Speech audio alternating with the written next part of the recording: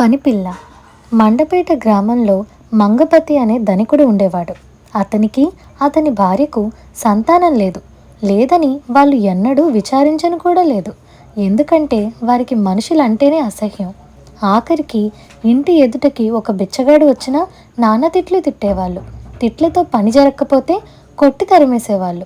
వాళ్ళల్లో దయాధర్మం ఏ కోసానా లేదు.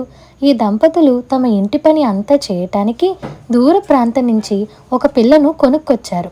ఆ పిల్ల చేత వాళ్ళు ఇంటి పని అంతా చేయించి క్షణం విశ్రాంతి తీసుకునేటందుకు కూడా లేకుండా చూసుకునేవారు. ఇంటావిడ మహా కర్కోటకురాలు. పనిపిల్ల ఊరికే ఉండకుండా ఏవేవో పనులు కల్పిస్తూ ఉండేది. ఒంటరిగా ఉన్నప్పుడల్లా ఆ పిల్ల తన దుస్థితిని తలుచుకొని ఏడుస్తూ ఉండేది. ఆమె అందమైన పిల్లయితే ఎవరో ఒకరు ఆమెను కొనుక్కొని పెళ్ళాడుందరు. కానీ ఆ పిల్ల అందగత్తె కాదు. అందుచేత ఆమె బతికున్నంతకాలం ధనికుడి ఇంట నరకయాతన అనుభవించక తప్పదు. ఒకనాడు ఆమె పొయ్యి కింద ఎండుగడ్డి మండిస్తూ ఉంది. ఆ ప్రాంతాల వాళ్ళు ఎండుగడ్డినే వంట చెరుకుగా వాడేవారు. ఎండుగడ్డిలో అప్పుడప్పుడు వడ్ల గింజలు దొరుకుతాయి. పనిపిల్ల గడ్డిని పొయ్యిలో పెట్టే ముందు అలాంటి గింజలను తీసి జాగ్రత్త పరుస్తూ ఉండేది. ఈ విధంగా ఆమె ఒక సోలెడు వడ్లు పోగు చేసి దాచుకుని ఉంచింది.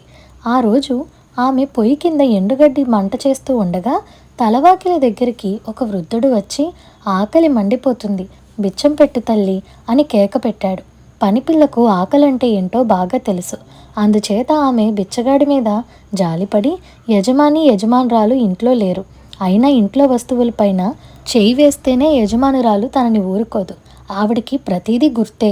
అందుచేత పనిపిల్ల తాను రహస్యంగా పోగు చేసిన వడ్లు తెచ్చి వృద్ధుడి జోలిలో పోసి, ఇంటిగల వాళ్ళు వస్తారు, నువ్వు త్వరగా వెళ్ళిపోతాత, వాళ్ళ నోళ్ళు చేతులు కూడా మహా చెడ్డవి అని అన్నది. వృద్ధుడు పనిపిల్లకు ఒక మురికి గుడ్డ ముక్క ఇచ్చి, ఎప్పుడు మొహం కడుక్కున్నా ఈ గుడ్డతోనే తుడుచుకో తల్లి, నీకు మేలు కలుగుతుంది అని అన్నాడు. ఆ ముసలివాడు కృతజ్ఞతాపూర్వకంగా ఇచ్చాడు కదా అని ఆ పిల్ల ఆ మురికి గుడ్డను తీసుకుంది.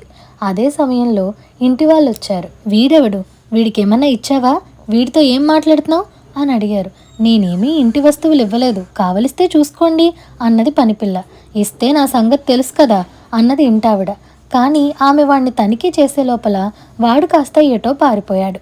ఇంటి వాళ్ళు ముసలివాడు తప్పించుకుపోయాడన్న కోపాన్ని పనిపిల్ల పైన చూపి ఆమెను చావచితకు కొట్టారు. అటు తర్వాత పనిపిల్ల స్నానం చేసినప్పుడల్లా తన శరీరాన్ని వృద్ధుడిచ్చిన గుడ్డ ముక్కతో తుడుచుకునేది. అందులో ఏదో ప్రభావం ఉండి ఉండాలి. ఏమంటే ఆ పిల్ల శరీరం నానాటికి రంగు మారడం మొదలుపెట్టింది. రంగుతో పాటుగా ఆమె ముఖానికి కూడా అందం రాసాగింది. అనాకారిగా ఉండే ఆ బానిస పిల్ల నానాటికి అందంగా తయారవుతూ ఉండడం, ఆరోగ్యంగా ఉండటం ఆ ఇంట్లో వాళ్ళు త్వరలోనే తెలుసుకున్నారు. ఈ మార్పుకు ఏదో రహస్య కారణం ఉండాలని వారికి అనిపించింది. ఆ పిల్లని అడిగితే ఆమె చెప్పలేదు. చివరకు వాళ్ళు ఆమెను విపరీతంగా హింసించి వృద్ధుడిచ్చిన గుడ్డ ముక్క రహస్యాన్ని బయటపెట్టించారు. మరుక్షణమే వాళ్ళు ఆమె వద్ద నుండి ఆ గుడ్డ ముక్కను లాగేసుకొని తమ ముఖాలు కడుక్కొని దానితో తుడుచుకున్నారు. తమ ముఖాలు అందంగా తయారయ్యాక ఆ తుండుగుడ్డును ఇతరులకు అద్దెకిచ్చి బోలెడంత డబ్బు చేసుకుందామని వాళ్ళ ఆశ. కానీ వాళ్ళు తమ ముఖాలను అద్దంలో చూసుకుంటే అవి కోతి ముఖాలుగా తయారయ్యాయి. దానికి తగ్గట్టుగా వాళ్ళ శరీరాల మీద రోమాలు, పెద్ద పెద్ద తోకలు పెరుక్కొచ్చాయి. ఊరందరూ వారిని అవహేళన చేశారు. వారిద్దరూ ఆ అవమానంతో కుంగిపోయి ఊరి అవతల ఉన్న అరణ్యానికి పారిపోయారు.